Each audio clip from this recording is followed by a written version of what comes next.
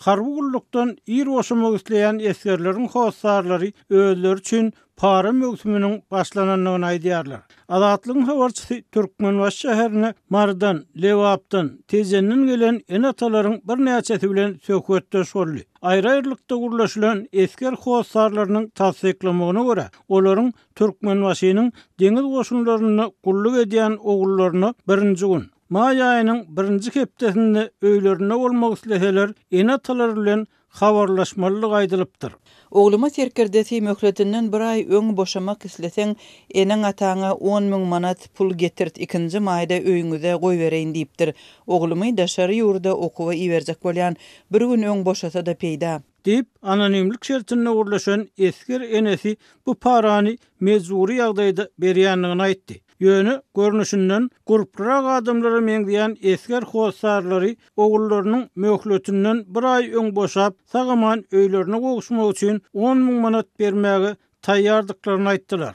Zangadaky deňiz serket flotyny gulluk edýän ogluny wagtyndan öň alyp gitmäge gelen Lewap raýat telekeçilik edýändigini, oglunyň öýe bakymrak dolanmak üçin 10.000 manaty gysganmaýandygyny görüňberdi. Ortaça girdejim var. Oglumyň öýe ýürek gelmek üçin pul gysganmaýan. Oglum dembil bolup gaýtam her aýda 3.500 manat pul soraýar. Onu gullukda saklamak gaýtam gymmada düşýär. Diýip telekeç aýtdy. Onuň sözlerine görä, harby bölümiň serkerdeleri onuň ogluna we beýleki gurprak adamlaryň çağalaryna smartfon ulanmak mümkinçiligini öredip, soňundan her türlü toslama bahana tapyp gorkulyp pul alýarlar. Mysal üçin eskerler telefon kamerasyna harby gemileriň golaýyna suraty düşen bolsalar, serkerdeler starşynalar olary döwletiň gizlin obýektini surata düşürmekde aýplap türmeýärdi. O mäş gije günlük temmi jezasy bilen gorkulyp möňläp manat alýarlar. Oglum sagaman öýe barsa bolýar diýip Lewaply telekeç aýtdy. Serkerdeleriň eskerlerden para almagynyň ýene bir usuly bolsa, aýry-aýrylykda gurlaşylan esker howsarlarynyň tasdiklamagyna görä, Dedawşyna garşy görüş diýilýänlerini agly. Öňden gulluk edip ýören uly eskerler, ýaş eskerleri sütem edip duranam bolsa, serkerdeler olara zat diýmeýärler. Diýip Azatlygyň söhbetdeşi esker oglunyň şaýat bolan ýagdaýlaryny görüňberdi. Onuň düşünşine görä, serkerdeler bir tarapdan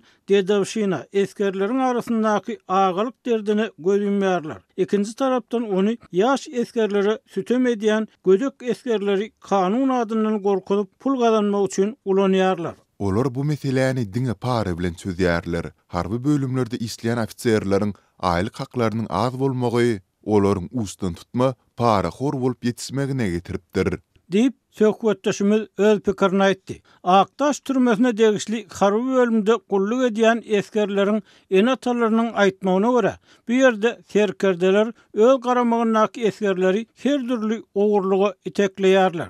Aktaş türmesindäki harby bölümde gulluk edýän eskerleriň türmede yatan bendillerin izinden gelen azyk önümlerini we beýleki zatlary ogurlap ofitserlere berýändigi indi hiç kim üçin sır däl. Diýip Azatlyk bilen anonimlik şertine gurlaşan ýaşaýjy aýtdy. Azatlygyň habarçysy harby işgärleriň hem bir näçesi bilen söhbetdeş boldy. Olar atlarynyň aýdylmalygy şertine gurlaşan bir näçe ofitser aýry-aýrylykda aýlyklarynyň azlygyny, kirene ýaşaýan kwartiralarynyň bolsa gymmatdygyny aýdyp şikayet etdiler.